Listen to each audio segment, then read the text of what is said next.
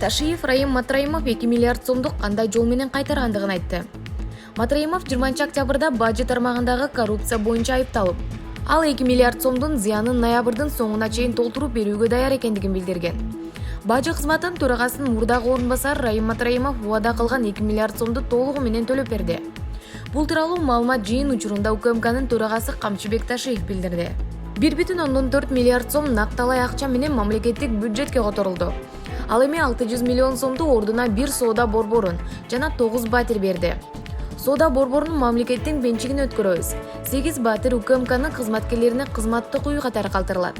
Ал эми аянты чоң 1 үй батир балдар үйүнө берилет, деди Ташиев. Ошондой эле Матраимовго карата кылмыш иши токтотулбагандыгын, мындан ары дагы иликтөө иштери уланаарын айтты. Эске салсак, Матраимов 20 октябрда бажы тармагындагы коррупция боюнча айыпталып, УКМКнын кызматкерлери тарабынан кармалган. Булак Спутник Кейджи. Нарын облусунун Жумгал районунун Минкуш айылында 2 кабаттуу турак жайда 24 декабрда таңгамал саат 5:00 чамасында өрт чыкты.